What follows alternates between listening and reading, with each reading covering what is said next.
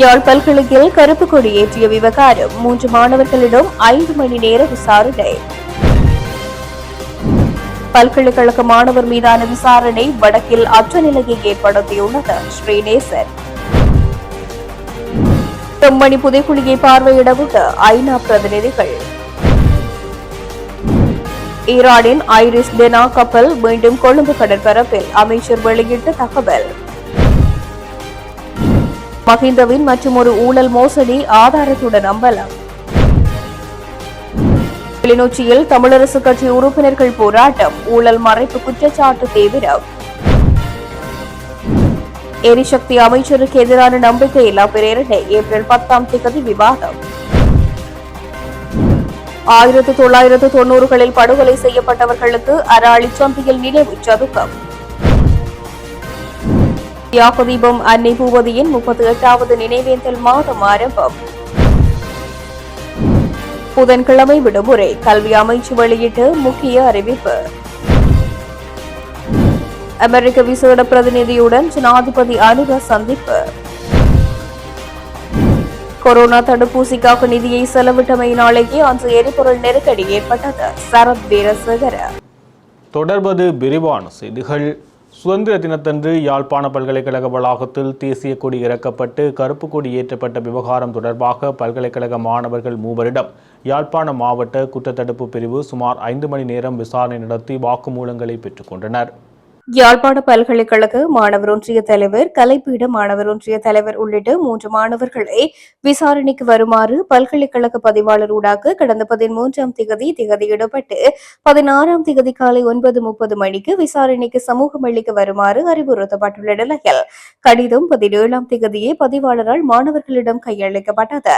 அது தொடர்பில் போலீசாருக்கு அறிவிக்கப்பட்டதை அடுத்து மாணவர்களுக்கு ஏதுவான நேரத்தை அறிவித்து அந்நேரத்தில் விசாரணைக்கு வருமாறு பதிவாளருக்கு போலீசார் அறிவித்திருந்தனர். இந்நிலையில் இன்றைய தினம் வியாழக்கிழமை காலை 9:30 மணிக்கு மாணவர்கள் வாக்குமூலம் அளிப்பதற்காக யாழ்ப்பாணம் தலைமை போலீஸ் நிலையம் சென்றிருந்த நிலையில் மாணவர்களிடம் சுமார் 5 மணி நேரம் விசாரணைகளை முன்னெடுத்த போலீசார் அவர்களிடம் வாக்குமூலங்களை பதிவு செய்துள்ளனர். கடந்த 10ஆம் திகதி யாழ் பல்கலைக்கழக துணைவேந்தர் மற்றும் பதிவாளர் ஆகியோரிடம் விசாரணைகளை மேற்கொண்டு வாக்குமூலங்களை பதிவு செய்த போலீசார் இன்றைய தினம் 3 மாணவர்களிடம் வாக்குமூலங்களை பெற்றுள்ளனர். பெறப்பட்ட வாக்குமூலங்களின் அடிப்படையில் அவை தொடர்பில் சட்டமா அதிபரின் ஆலோசனைகளை பெற்று அடுத்த கட்ட நடவடிக்கைகள் முன்னெடுக்கப்படும் என போலீசார் தெரிவித்துள்ளனர். அதேவேளை 3 மாணவர்களை விசாரணைக்கு அழைத்தமைக்கு எதிர்ப்பு தெரிவித்து சக மாணவர்கள் பல்கலைக்கழகம் ஒன்றில் இன்றைய தினம் வியாழக்கிழமை போராட்டம் நடாத்தியிருந்தமையும் குறிப்பிடத்தக்கது.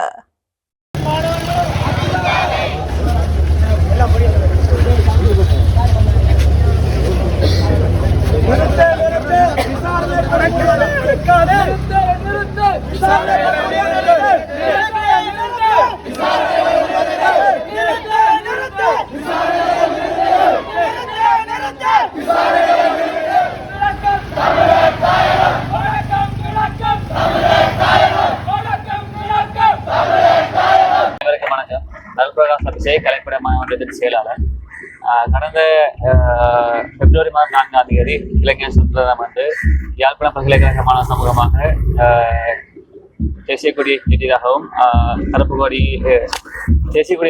இறக்கியதாகவும் கருப்பு கொடி ஏற்றியதாகவும் குற்றம் சாட்டப்பட்டு நாங்கள் இன்று யாழ்ப்பாணம் போலீஸ் நிலையத்துக்கு அழைக்கப்பட்டிருந்தோம்.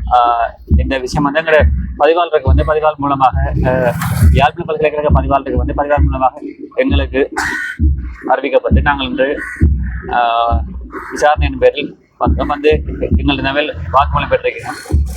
வாக்குமூலத்தை பெற்று எங்களை எந்த பிரச்சனையும் இல்லாமல் அனுப்பியிருக்கோம்.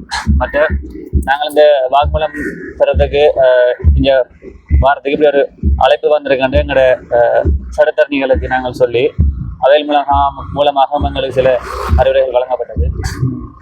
ஆகவே இந்த விஷயத்தில் எங்களுக்கு ஆதரவாக இருந்த சட்டத்தரணிகளுக்கும் மற்றும் இந்த சமயத்தில் எமது பல்கலைக்கழகத்தில் விசாரணைக்கு மாணவர்கள் அழைக்கப்பட்டதை ஏன் அவர்கள் அழைக்கப்பட்டார்கள், அவர்களுக்கு என்ன பாதுகாப்பு இருக்கிறது என்பதை வலியுறுத்தியும் மாணவர்களை இப்போது பல்கலைக்கழகத்தில் போராட்ட நடவடிக்கைகளில் ஈடுபட்டு கொண்டிருக்கான கேள்விப்பட்டோம். இவ்வாறாக எமக்கு பக்கபலமாக இருக்கும் சார்ந்த சட்டத்தரணிகள், மாணவர்கள், ஏனைய அமைப்பினருக்கும் இந்த நேரத்தில் எமது நன்றிகளை தெரிவித்துக் கொள்வதோடு மேலும் இது தமிழ் மக்களின் உணர்வுகளை வெளிப்படுத்துவதுதான் நமது நோக்கம். அதை விடுத்து இந்த அரசாங்கத்தையோ தேசிய கொடியோ மதிப்பது நோக்கம் அல்ல என்பதை ஆணித்தரமாக இங்கு நாம் வெளிப்படுத்திக் கொள்ள விரும்புகிறோம். நன்றி. யாழ்ப்பாண பல்கலைக்கழகத்தில் தேசிய கொடியை இறக்கி கருப்பு கொடியை ஏற்றினார்கள் என விசாரணைக்குட்படுத்தப்படும் மாணவர்களுக்கு எமது பூரண ஆதரவினை தெரிவித்து அவர்களுடன் தொடர்ந்து பயணிப்பேன் என தமிழ் மக்கள் கூட்டணியின் உபசெயலாளர் சட்டத்தரணி விஸ்வலிங்கம் மணிவண்ணன் தெரிவித்துள்ளார்.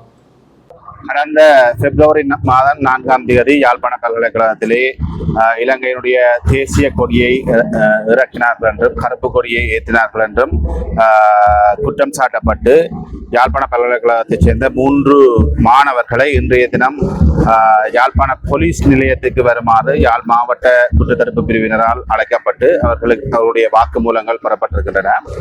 அந்த வகையில் இன்று காலை 9:30 மணி முதல் தற்சமயம் வரை இந்த 3 மாணவர்களும் யாழ்ப்பாணம் மாவட்ட குற்றத்தடுப்பு பிரிவிலே தங்களுடைய வாக்குமூலங்களை தெரிவித்திருக்கிறார்கள்.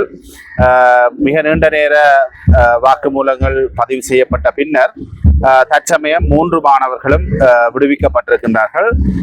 இது தொடர்பாக சட்டமா அதிபருக்கு தங்களுடைய அறிக்கைகள் சமர்ப்பிக்கப்பட்டு சட்டமா அதிபரிடமிருந்து மேலதிக ஆலோசனைகள் வழங்கப்படுகின்ற பொழுது தேவைப்படின் இந்த மாணவர்களை மீண்டும் அழைப்பதாக குறிப்பிட்டு இன்றைய தினம் மாவட்ட குற்றத்தடுப்பு பிரிவிலிருந்து இவர்களுடைய வாக்குமூலம் பதிவு செய்யப்பட்ட பின்னர் விடுவிக்கப்பட்டிருக்கிறார்கள்.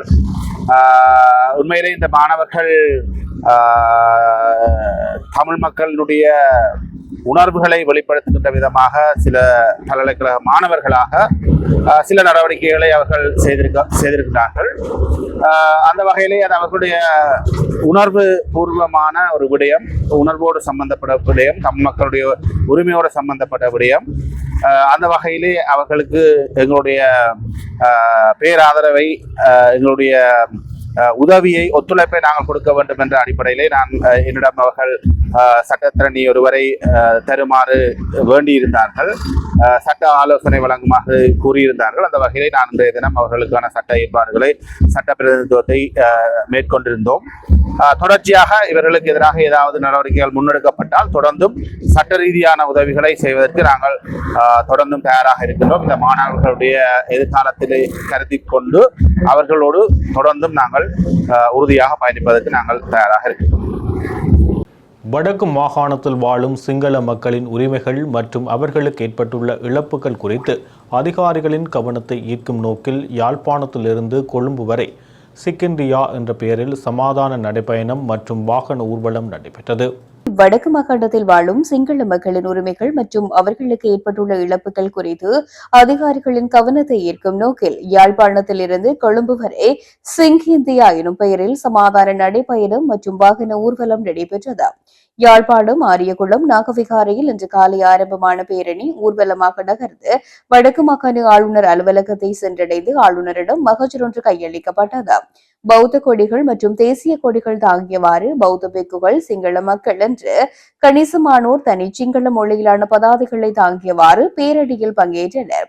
பேரணியில் பங்கேற்றவர்கள் கருத்து தெரிவிக்கும் போது, கடந்த 78 ஆண்டுகளாக பல்வேறு அரசுகள் நாட்டில் ஆட்சி செய்த போதிலும் வடக்கில் வாழும் சிங்கள மக்களின் அடிப்படை பிரச்சினைகள் தீர்க்கப்படவில்லை.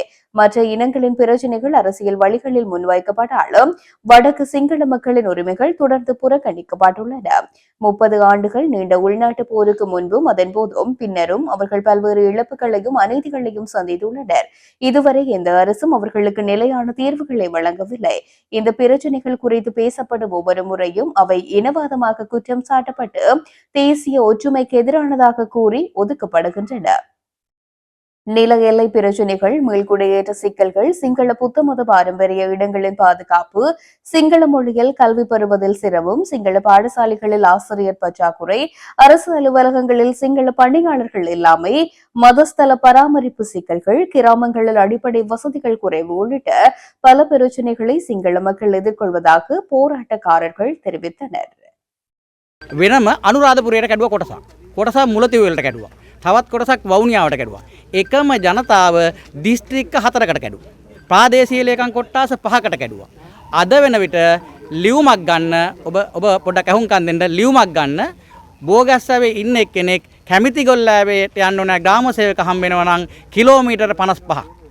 ඡන්ද පෙට්ටියක් දැම්මම බෝගස්තවේ ගණන් කරලා ඉතුරු කෑල්ල එකතු කරගන්න කොට්ටාසෙන മന്ത്രിවරයා පත් කරගන්න කිලෝමීටර 70ක් යන්න ඕන ඒක උස්සගෙන. අනිත් එක පැත්තෙන් ගත්තොත් එහෙම වවුනියාවට එන්ටර් වෙනවා සමහර කට්ටියට ලිපියක් ගන්න. තව කොටසක් ඉන්නවා මුලතෙව් වලට යන්න ඕන තමන්ගේ ලිපියක් ලබා ගන්නට බෝගස්තවේ ඉඳලා මහ කැලෑවේ කිලෝමීටර 70ක් විතර. දැන් හිතන්න එකම ප්‍රදේශයක ජීවත් වෙච්ච එක ප්‍රාදේශීය ලේකම් කොට්ටාසයක හිටිය එකම පරිපාලනයක් තිබ්බ කොට්ටාසර අද වෙලා තියෙන තත්ත්වය. මේකෙදි පොලිසිය අයිති වෙන්නේ වවුනියාවට, අධ්‍යාපනයේ වවුනියාවට, සෞඛ්‍ය වවුනියාවට, ඡන්දය අනුරාධපුරයට. ඉතින් මේ පාලකයෝ ඇත්තම ඔබලා හිතන්න මේ රටේ පාලනය කරන පාලකයන්ට අපි පැහැදිලිවම අපිට කිව්වේ මිනිසුන්ට අපි මේක निराකරණ දෙනවා කියලා. අද වෙන තුන මේක निराකරණය කළා නැහැ. ඒ නිසා බෝගස් මිනිස්සුන්ට තියෙන දැඩිම අපහසුතාවය තමයි සීමා නිර්ණය. අපි දැඩිසේ ඉල්ලීමක් කරන වර්තමාන රජයෙන් බෝගස්ව තියෙන සීමා නිර්ණය ඉවත් කළා නැවත වතාවක් අපි උතුරු පළාතට අයිති වවුනියාව දිස්ත්‍රික්කයට නැවත අපි සම්බන්ධ කරන්න කියන ඉල්ලීම මම මේ අවස්ථාවේදී උතුරු ආණ්ඩුකාර කාර්යාලයෙන් ඉඳලා ඉල්ලීමක් කරනවා. நான் கலிஷ்டா காமினி. நான் இப்பொழுது வசிக்கிறேன் வந்து நாவட்குழி சிங்கள குடியேற்ற திட்டத்தில் நாங்கள் வந்து இந்த பாத யாத்திரை செய்கிறோம். என்ன காரணம்னு சொல்லி சொன்னால் எங்களோட இந்த இலங்கை இப்போ யாழ்ப்பாணத்தை பொறுத்தளவில் எல்லாருமே சொல்கிறாங்க தமிழாக்களுக்கு மட்டும்தான் உரிமை மாதிரி. நாங்கள் உரிமை கேட்டு வேற இல்லை. நானே பிறந்தது எங்களோட அப்பா பிறந்ததே இங்கே தான். 52ஆம் ஆண்டு எங்களோட அப்பா இங்கே பிறந்தது. எங்களோட இப்போ இந்த நாவக்குழி ஊருக்குள்ளே வந்த சிங்கள ஆக்கள்னு சொல்லி உங்களுக்கு எல்லாருக்கும் தெரிஞ்சிருக்கும். அவ்வளோ பேரும் யாழ்ப்பாணம் தான் பிறந்தது. எங்களுக்கு என்னத்தான் இருந்தாலும் நீங்கள் எவ்வளோ தான் வெளிநாடு வழியே இருந்தால் கூட உங்களோட பிறந்த மண்ணில் வந்து வசிக்கிறது உங்களுக்கு விருப்பம் இருக்குன்னு தானே, அதே விருப்பம் தான் எங்களுக்கும் இருக்குது. மற்றபடி நாங்கள் அடுத்தது வந்து நாங்கள் இந்த 2010ஆம் ஆண்டு இங்கே வந்த நேரம் எங்களுக்கு முழு உதவியும் செய்ததே எங்களோட தமிழ் மக்கள் தான். எங்களுக்கு டொய்லெட் இல்லை, வாஷ்ரூம் இல்லை, தண்ணி இல்லை, ஒன்றுமில்லை, இருக்க வீடு கூட இல்லை. நாங்கள் அவங்களோட வீட்டில் போய்த்து தான் எல்லாமே செய்தோம். நான் கூட இன்றைக்கி இப்படி தமிழ் கதைக்கிறேன். எப்படி யாழ்ப்பாணம் பிறந்தவடியா, யாழ்ப்பாணம் இருந்தவடியா. நான் சிங்களமாக இருந்தால் நான் படித்தது தமிழ். அப்போ எங்களுக்கு விருப்பம் என்னென்னா எங்களோட தமிழ் சிங்களம் என்று சொல்லி நாங்கள் பிரிம்பு காட்ட தேவையில்லை. எல்லாருமே ஒற்றுமையாக இருக்கணும். உண்மையிலேயே நான் 99 மட்டும் நான் இங்கே இருந்தேன். 87 போனாங்க, 83 போனாங்க, திருப்பி வந்தோம். ஏன்னா எங்களுக்கு யாழ்ப்பாணத்தில் தான் இருக்கணுமென்ற ஒரு ஆசை. என்னென்னா நாங்கள் பிறந்த மண் இது. அதனால் இப்போ அந்த யுத்த காலத்தில் கூட நாங்களும் எல்லாரோடையும் சேர்ந்து ஓடினாக்கள். நாங்களும் எல்லாம் இந்த நாவக்குழி அந்த இது பாதை இருக்குது தானே, அந்த கலைக்களால் போடாக்கள் தான் நாங்களும். அப்படியெல்லாம் நாங்களும் கஷ்டப்பட்டு எங்களுக்கு தெரியும் தமிழாக்களும் எப்படி கஷ்டப்பட்டாங்க. அதே மாதிரி நான் அங்கால போயிருந்த சிங்களாக்களும் எப்படி கஷ்டப்பட்டாங்கன்னு எங்களுக்கு தெரியும். ஆனபடியாக அது எல்லாத்தையும் எல்லாரும் மறந்துட்ட வேதனை இருந்தாலும் நான் சொல்ல வந்தேன்டா எல்லாருமே ஒற்றுமையாக. இலங்கை ஒரு சின்ன ஒரு நாடு. அந்த நாட்டுக்குள்ளே நாங்கள் 2 பிரிவாக இருக்க தேவையில்லை தானே. எல்லாரும் ஒற்றுமையாக இருக்கிறதுக்கு, எல்லாரும் சமாதானமாக உண்மையாக இப்போ எல்லாருமே இருக்கிற அந்த கோபங்கள் இதுகள் எல்லாம் விளத்திட்டு எல்லாரும் ஒற்றுமையாக இருந்தால் என்ன இந்த ஒரு சின்ன நாட்டுக்குள்ள. நீங்களே யோசிச்சு பாருங்கள், இந்த அரபி ஆக்கள் எல்லாம் இந்த வெளிநாடுகளுக்கு போகணுன்னு அந்த பணி பெண்களை எல்லாம் எவ்வளவு கொடுமைப்படுத்தி இன்றைக்கு அவியல்ட நிலைமையை பாருங்கள் எப்படி என்று சொல்லி. அதே மாதிரி எங்களோட சின்ன நாட்டுக்குள்ள எவ்வளோ பிரச்சனை வந்திருந்தாலும் அது எல்லாத்தையும் மறந்து நாங்கள் எல்லோரும் ஒற்றுமையாக இருக்கோம். அதுக்காகத்தான் இந்த யாத்திரையை நாங்கள் தொடங்கி இருக்கிறோம். அதனால் இதுக்கு நல்லொரு முடிவு கிடைக்கணும்னு நான் எங்களோட இந்த ஜனாதிபதியிடம் கேட்டுக்கொள்கின்றேன். நன்றி, வணக்கம். இப்பொழுது நாங்கள் இந்த பாத யாத்திரை நாகவிகாரில் இருந்து தொடங்கி இப்படியே இப்போ இந்த ஆளுநரை காண வந்தோம். அவரோட பேசினவங்களுக்கு தெரியும் தானே. அது இதாண்டி கொண்டு இப்படியே நேராக கிளிநொச்சி முல்லைத்தீவு கிளிநொச்சி அப்படியே நேராக வவுனியா எல்லா இடம் இதாண்டி கொண்டு இந்த பாத யாத்திரை மூலம் போய் ஜனாதிபதி காண்றதுக்கு போகிறோம்.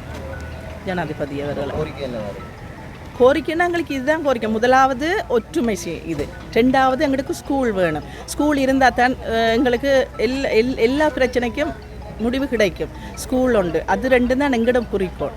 மற்றது சமாதானம், எல்லோரும் சமாதானம் இருக்கணும். அதுதான் எங்களோட குறிக்கோள்.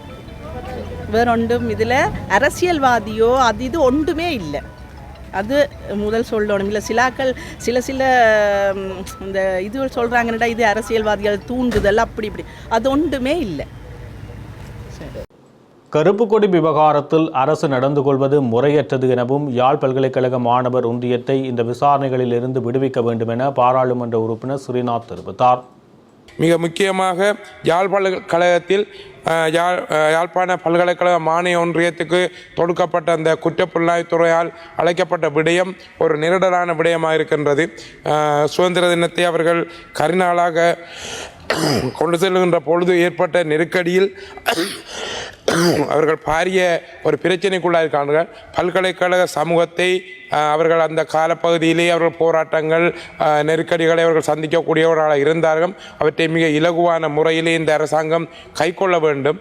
அந்த பல்கலைக்கழக மானிய ஒன்றியத்தை இந்த விடயங்களிலிருந்து விடுவித்து அவர்களுக்குரிய ஒரு நெருக்கடியற்ற சூழ்நிலையை உருவாக்குவதற்கு அரசாங்கம் ஏற்பாடு செய்ய வேண்டும் என்று கேட்டுக்கொண்டு யாழ் பல்கலைக்கழக மாணவ ஒன்றிய பிரதிநிதிகள் விசாரணைக்கு அழைக்கப்பட்ட விவகாரம் வடக்கு தமிழ் மக்கள் மத்தியில் அச்சநிலையை ஏற்படுத்தியுள்ளதாக பாராளுமன்ற உறுப்பினர் ஞானமுத்து ஸ்ரீநேசன் தெரிவித்தார்.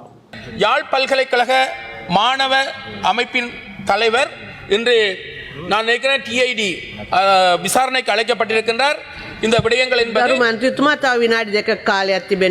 செயற்பாடுகள் என்பது உண்மையில் மீண்டும் மாணவர்கள் மத்தியில் வடக்கு மக்கள் மத்தியில் ஒரு அச்சுறுத்தலை அல்லது ஒரு பயமான சூழ்நிலையை ஏற்படுத்துகின்ற ஒரு நிலைமை காணப்படுகின்றது. எனவே தயவு செய்து மாணவர்களுடைய செயல்பாடுகளில் குறைபாடுகள் இருக்குமாக இருந்தால் அந்த குறைபாடுகளுக்குரிய காரணங்கள் என்ன என்பதை பற்றி அறிந்து அதற்குரிய நடவடிக்கைகளை அந்த காரணங்களை அகற்றி விடுவதன் மூலமாக இதனை திருத்திக் கொள்ள முடியும் என்பதையும் கூறிக்கொள்ள விரும்புகின்றேன். ஆகவே இன்று அந்த மாணவர்கள் எடுத்து மிகவும் தங்களுக்கு மீண்டும் ஒரு அச்சுறுத்தலான சூழ்நிலை ஏற்பட்டிருப்பதாக சொல்லியிருக்கின்றார்கள். எனவே இந்த விடயத்தை பெரிதுபடுத்தி மீண்டும் ஒரு அச்சமான சூழ்நிலை உருவாகாமல் ஒரு முற்போக்கான சிந்தனையில் அவர்களுக்குரிய காரணங்களை கண்டு அவற்றை அகற்றுவதன் மூலமாக இந்த செயற்பாடுகளை முன்னெடுக்க முடியும் என்பதையும் நான் இந்த இடத்தில் கூறிக்கொள்ள விரும்புகின்றேன். அடுத்ததாக எமது நாட்டுக்கு உதவாத சட்டங்கள் என்று அல்லது சர்வதேச ரீதியான மனித உரிமை அமைப்புகள் இந்த பயங்கரவாத தடை சட்டம் என்பது அதே போன்றுதான் நிகழ்நிலை காப்பு சட்டம் என்பது ஐநா மற்றும் ஐரோப்பிய ஒன்றிய பிரதிநிதிகள் அடங்கிய குழுவினர் யாழ்ப்பாணம் வருகை தர உள்ளதாக தகவல்கள் வெளியாகியுள்ளன. ஐநா பிரதிநிதிகள் எதிர்வரும் 26ஆம் தேதி யாழ்ப்பாணம் வருகை தருவதாகவும் யாழ்ப்பாணம் வருகை தரும் குழுவினர் யாழில் பல தமிழ் கட்சிகளின் தலைவர்களையும் சந்தித்து கலந்துரையாட உள்ளதாகவும் தெரிவிக்கப்படுகின்றது. இதே நேரம் ஐரோப்பிய ஒன்றியத்தின் பிரதிநிதிகள் ஏப்ரல் மாதம் 20ஆம் தேதி யாழ்ப்பாணம் வருகை தருகின்றனர். யாழ்ப்பாணம் வருகை தரும் ஐரோப்பிய யூனியன் குழுவில் நோர்வே, ஜெர்மனி, பிரான்ஸ், இத்தாலி மற்றும் ருமேனியா போன்ற நாடுகளின் பிரதிநிதிகள் உள்ளடங்குகின்றனர். யாழ்ப்பாணத்தில் ஐரோப்பிய ஒன்றியத்தின் பிரதிநிதிகள் குழுவினர் செம்மணியில் உள்ள மனித புதைகுழியை நேரில் பார்வையிட ஏற்பாடுகள் செய்யப்பட்டுள்ளது. அமெரிக்க நீர்மூழ்கி கப்பலால் தாக்கி அளிக்கப்பட்ட ஈரானின் IRIS டேனா என்ற போர்க்கப்பல் கொழும்பிலிருந்து சுமார் 9.5 கடல் மைல் தொலைவில் நங்கூரமிடப்பட்டுள்ளதாக வெளிவிவகார அமைச்சர் விஜித ஹேரத் தெரிவித்துள்ளார்.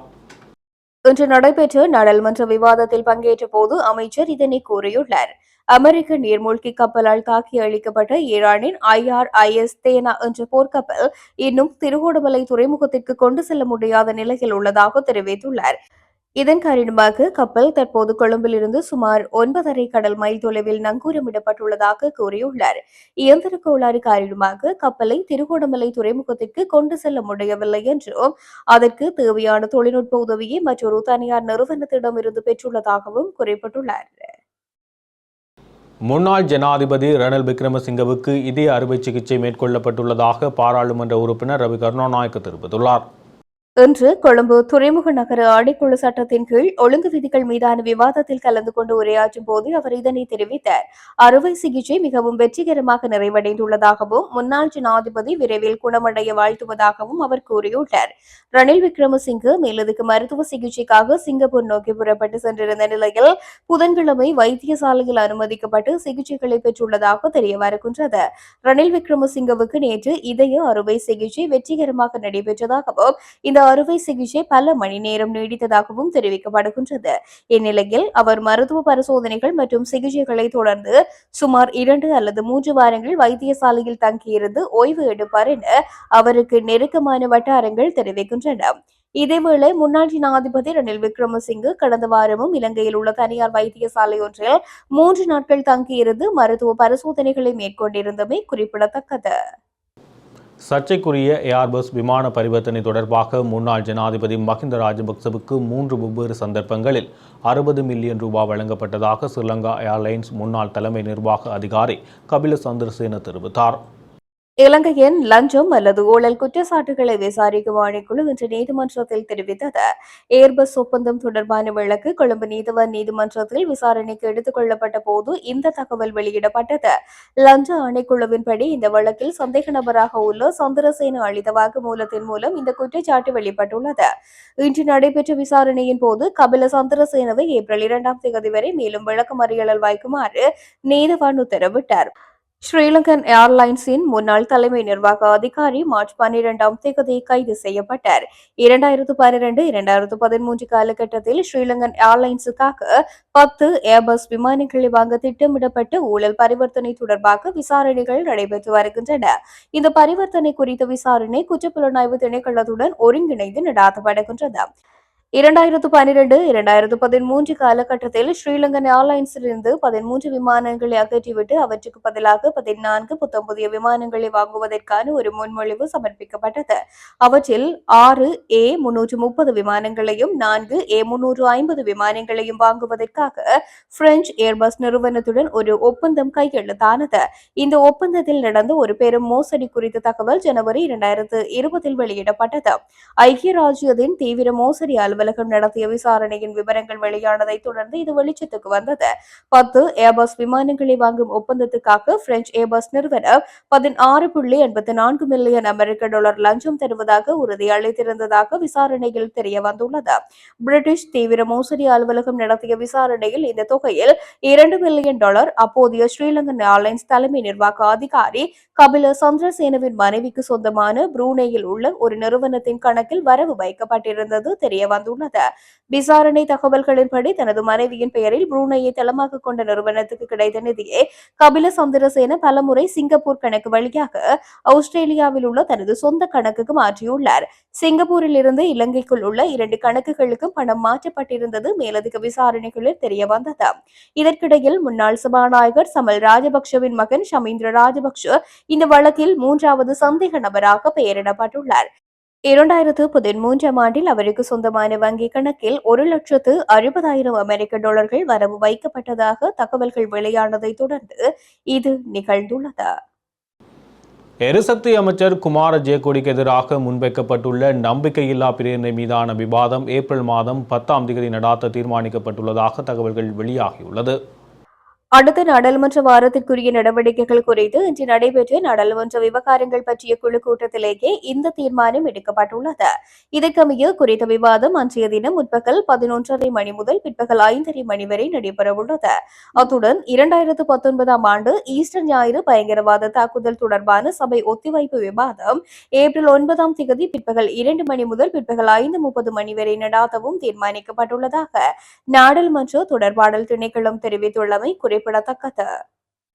யாழ்ப்பாணம் வேலணை பிரதேச சபையின் ஆளுகைக்குட்பட்ட பகுதியில் 1990 மற்றும் 1991ஆம் ஆண்டு கால பகுதியில் படுகொலை செய்யப்பட்ட மக்களை நினைவு கூறுவதற்கு பொதுவான நினைவு சதுக்கம் ஒன்றை அராளி சந்தியை அண்டிய பகுதியில் அமைக்க பிரதேச சபை அனுமதி அளித்துள்ளது. வேலணை பிரதேச மக்களின் நிதி பங்களிப்புடன் குறித்த நினைவு சதுக்கம் அமைக்கப்பட உள்ளதாக தெரிவிக்கப்பட்டுள்ளது. 1990 மற்றும் 1991ஆம் ஆண்டு காலப்பகுதியில் படுகொலை செய்யப்பட்ட தமது பிரதேச மக்களின் நினைவுகளை நினைவுகூர ஒரு பொது நினைவு சதுக்கம் அமைக்க சபையின் உறுப்பினர் திருநாவுக்கரசு சிவகுமாரால் முன்மொழிவு சமர்ப்பிக்கப்பட்டது. இந்த நிலையில் குறித்த முயற்சிக்கு உரிய இடத்தை அடையாளப்படுத்தி அவ்விடத்தில் குறித்த தூபியை அமைக்க சபை அனுமதிக்க வேண்டும் என கோரிக்கை விடுக்கப்பட்டது. வேலணை பகுதியில் படுகொலை செய்யப்பட்ட மக்களின் நினைவுகளை மையப்படுத்தி நினைவு கூறும் நோக்கத்தின் அடிப்படையில் குறித்த நினைவு சதுக்கம் அமைக்கப்பட உள்ளது. இந்த நிலையில் சபையின் உறுப்பினர்கள் அதற்கு தமது சம்மதத்தை வழங்கியமைக்கு அமைய பிரதேச சபை அனுமதியை வழங்கியிருந்தமை குறிப்பிடத்தக்கது. தமிழ் இனத்துக்காக உயிர் நீத்த தியாக தீபம் அன்னை பூபதியின் 38வது ஆண்டு நினைவேந்தல் மாதம் இன்று மட்டக்களப்பில் ஆரம்பித்து வைக்கப்பட்டது. தமிழ் தேசிய மக்கள் முன்னணியினர் நாவலடியில் உள்ள அன்னாரது நினைவு தூவியில் மலர் மாலை அணிவித்து சுடரேற்றி மௌன அஞ்சலி செலுத்தி அன்னை பூபதி மாதத்தை ஆரம்பித்து வைத்தனர். இதனைத் தொடர்ந்து அன்னை பூபதியின் மகள் மற்றும் உறவினர்கள் நினைவு தூவியில் சுடரேற்றி அஞ்சலி செலுத்தினர். தமிழ் தேசிய மக்கள் முன்னணி கட்சியின் தேசிய அமைப்பாளர் தர்மலிங்கம் சுரேஷ் தலைமையில் இடம்பெற்ற இந்த நினைவேந்தல் நிகழ்வில் செங்கலடி பிரதேச சபை உறுப்பினர் அழகையா தேவகுமார், பவனதீவு பிரதேச சபை உறுப்பினர் செல்வகுமார் மற்றும் கட்சி ஆதரவாளர்கள் கலந்து கொண்டனர். மட்டக்களப்பு ஸ்ரீ மாமாங்கேஸ்வரர் ஆலயம் ஒன்றில் கடந்த 1988 ஆண்டு மார்ச் மாதம் 19ஆம் தேதி உண்ணாவிரத போராட்டத்தை ஆரம்பித்த அன்னை பூபதி தொடர்ந்து 32 நாட்கள் உண்ணாவிரதம் இருந்து ஏப்ரல் 19ஆம் தேதி இவ்வுலகை விட்டு பிரிந்தார். இந்திய ராணுவத்தை வெளியேறுமாறும் விடுதலை புலிகளுடன் பேச்சுவார்த்தை நடாத்துமாறும் 9 அம்ச கோரிக்கையை முன்வைத்து அன்னை பூபதி உண்ணாவிரத போராட்டத்தை ஆரம்பித்தமை குறிப்பிடத்தக்கது. பொது விடுமுறை நாளாக அறிவிக்கப்பட்டுள்ள புதன்கிழமைகளில் நிகழ்நிலை மூலம் கற்பித்தல் நடவடிக்கைகளை முன்னெடுக்கும் திட்டம் எதுவும் தற்போது இல்லை என கல்வி அமைச்சின் செயலாளர் நாளக கழுவேவ தெரிவித்துள்ளார். நாட்டில் நிலவும் எரிபொருள் நெருக்கடி காரணமாக பாடசாலைகளுக்கு புதன்கிழமை விடுமுறை வழங்கப்பட்டுள்ள நிலையில் அவர் இந்த அறிவிப்பை வெளியிட்டுள்ளார். அதன்படி புதன்கிழமைகளில் மாணவர்கள் வீட்டில் இருந்தபடியே கற்பதற்காக செவ்வாய்க்கிழமைகளில் வீட்டுப் பாடங்கள் வழங்கப்படும் எனவும் குறிப்பிட்டார். புதிய சுற்றறிக்கையின்படி மறு அறிவித்தல் வரை வாரத்துக்கு 4 நாட்கள் மட்டுமே பாடசாலைகள் இயங்கும் எனவும் சுட்டிக்காட்டப்பட்டுள்ளது. விடுமுறை தினமான புதன்கிழமைகளில் மாணவர்கள் வீட்டில் இருந்து சுயமாக கற்பதற்கு ஆதரவாக அவர்களுக்கு பொருத்தமான பாடங்கள், பயிற்சிகள் மற்றும் பணிகள் வழங்கப்படுவதை உறுதி செய்யுமாறு பாடசாலை அதிபர்களுக்கு அறிவுறுத்தப்பட்டுள்ளதாகவும் தெரிவித்துள்ளார். இதேவேளை ஒவ்வொரு வாரமும் புதன்கிழமைகளில் அரசு ஊழியர்களுக்கு விடுமுறை வழங்கப்பட்டுள்ள நிலையில் பாடசாலைகள், பல்கலைக்கழகங்கள் மற்றும் நீதித்துறை ஆகியவற்றுக்கும் இந்த விடுமுறை பொருந்தும் என அறிவிக்கப்பட்டுள்ளமை குறிப்பிடத்தக்கது. இலங்கைக்கு விஜயம் செய்துள்ள தெற்கு மற்றும் மத்திய ஆசியாவுக்கான அமெரிக்க விசேட பிரதிநிதியும் இந்தியாவுக்கான அமெரிக்க தூதுவருமான செர்ஜியோ ஹோர் மற்றும் ஜனாதிபதி அனுகுமார திசாநாயகவுக்கு இடையிலான சந்திப்பு இன்று முற்பகல் ஜனாதிபதி அலுவலகத்தில் இடம்பெற்றது. அமெரிக்காவுக்கும் இலங்கைக்கும் இடையிலான இருதரப்பு உறவுகளை மேலும் பலப்படுத்துவது குறித்து இச்சந்திப்பில் கலந்துரையாடப்பட்டது. மேலும் மத்திய கிழக்கின் போர்ச்சூழல் குறித்து இலங்கையின் நிலைப்பாடு மற்றும் போர்ச்சூழல் காரணமாக இலங்கை எதிர்கொள்ளும் சவால்கள் குறித்தும் ஜனாதிபதி இதன்போது தூதுக்குழுவினருக்கு விளக்கம் அளித்தார். ஜனாதிபதியின் செயலாளர் கலாநிதி நந்திக சனத்குமார் நாயக்க, நிதி, திட்டமிடல் மற்றும் பொருளாதார அபிவிருத்தி அமைச்சின் செயலாளர் கலாநிதி ஹர்ஷன சூரிய பரும, ஜனாதிபதியின் சிரேஷ்ட பொருளாதார ஆலோசகர் துமிந்த ஹீலங்கமுவ, ஜனாதிபதியின் சிரேஷ்ட மேலதிக செயலாளர் ரோஷன் கமிகி ஆகியோருடன் செர்ஜியா கோருடன் வருகை தந்துள்ள தூதுக்குழுவினர் இந்த சந்திப்பில் கலந்து கொண்டனர். முன்னாள் ஜனாதிபதி கோடபய ராஜபக்சவின் ஆட்சி காலத்தில் கையிருப்பில் இருந்த அனைத்து நிதியும் நாட்டு மக்களின் உயிரை காக்க கொரோனா தடுப்பூசிகளை பெற்றுக்கொள்வதற்காகவே செலவிடப்பட்டது. இதன் காரணமாகவே அந்த சந்தர்ப்பத்தில் எரிபொருளை கொள்வனவு செய்வதற்கு தேவையான நிதி இல்லாமல் போனது என முன்னாள் அமைச்சர் சரத் வீரசேகர தெரிவித்துள்ளார். இன்றைய தினம் பத்தரமுல்லையில் உள்ள ஸ்ரீலங்கா பொதுஜன பெரமுனவின் தலைமையகத்தில் நடைபெற்ற ஊடகவியலாளர் சந்திப்பில் கலந்து கொண்டு கருத்து தெரிவித்த அவர், அன்று நாடு டொலர் நெருக்கடியில் இருந்தபோது தற்போதைய அரசாங்கத்தில் உள்ள அமைச்சர்களை ஒன்றிணைந்து வெளிநாட்டு தொழிலாளர்களை இலங்கைக்கு டொலர்களை அனுப்ப வேண்டாம் என தூண்டிவிட்டு கோட்டபய ராஜபக்சவின் அரசாங்கத்தை இக்கட்டான நிலைக்கு தள்ளியதாக குற்றம் சாட்டினார். அன்று எரிபொருள் வரிசைகள் ஏற்பட்ட போது ராஜபக்சக்களை திருடர்கள் என விமர்சித்தவர்கள் இன்று உலக யுத்தத்தை காட்டி தப்பித்துக் கொள்ள முயல்வதாக சுட்டிக்காட்டிய அவர், முறையான வெளிநாட்டு கொள்கை இருந்திருந்தால் ரஷ்யா போன்ற நட்பு நாடுகளின் உதவியுடன் இந்த எரிபொருள் நெருக்கடியை தீர்த்திருக்க முடியும் என்றும் குறிப்பிட்டார். மேலும் தற்போதைய அரசாங்கம் தரமற்ற நிலக்கரி இறக்குமதி செய்தமையால் மின்சார உற்பத்திக்காக பாரிய அளவில் டீசல் வீணடிக்கப்படுவதாகவும், இது அரசாங்கத்தின் நிர்வாக தோல்வியே தவிர யுத்தத்தின் விளைவல்ல என்றும் தெரிவித்தார். இதேவேளை முன்னாள் புலனாய்வு பிரிவு பிரதானி மேஜர் ஜெனரல் சுரேஷ் சலவின் கைது தொடர்பில் கருத்து தெரிவித்த சரத் வீரசேகரம், உயிர்த்த ஞாயிறு தாக்குதல் தொடர்பாக விசாரணை நடத்திய 6 ஜனாதிபதி ஆணைக்குழுக்களோ அல்லது அமெரிக்காவின் குடி அமைப்போ சுரேஷ் சலவுக்கு எதிராக எந்த ஆதாரத்தையும் முன்வைக்கவில்லை என்று தெரிவித்தார். உயிர்த்த ஞாயிறு தாக்குதல் இடம்பெற்ற காலப்பகுதியில் அவர் இந்தியாவிலும் மலேசியாவிலும் தங்கியிருந்த நிலையில் அரசியல் தஞ்ச கோரிக்கை பெறுவதற்காக சிலரால் கூறப்பட்ட பொய் குற்றச்சாட்டுகளை அடிப்படையாக கொண்டே அவர் கைது செய்யப்பட்டுள்ளார். யுத்த காலத்தில் புலிகளை தோற்கடிக்க பெரும் பங்காற்றிய ஒரு அதிகாரியை தமிழ் புலம்பெயர் அமைப்புகளை திருப்திப்படுத்துவதற்காக இன்று எலிகள் மற்றும் கரப்பான் பூச்சிகள் நிறைந்து ஒரு சிறையில் அடைத்து அரசாங்கம் பழிவாங்குவதாக சாடினார். அத்துடன் உண்மை திருடர்களை பிடிக்க முடியாத அரசாங்கம் சிறு காரணங்களுக்காக முன்னாள் அமைச்சர்களை சிறையில் அடைத்து மக்களை ஏமாற்றும் நாடகத்தை அரங்கேற்றி வருவதாகவும் அவர் மேலும் தெரிவித்தார். இத்துடன் ஜெஃப்னா கேலரியின் இரவு நேர பிரதான செய்திகள் நிறைவு பெறுகிறது. மேலும் செய்திகளை அறிந்து கொள்ள எமது இணையதள பக்கமான www.jeffnagallery.lk என்ற இணையதளத்துடன் இணைந்திருங்கள்.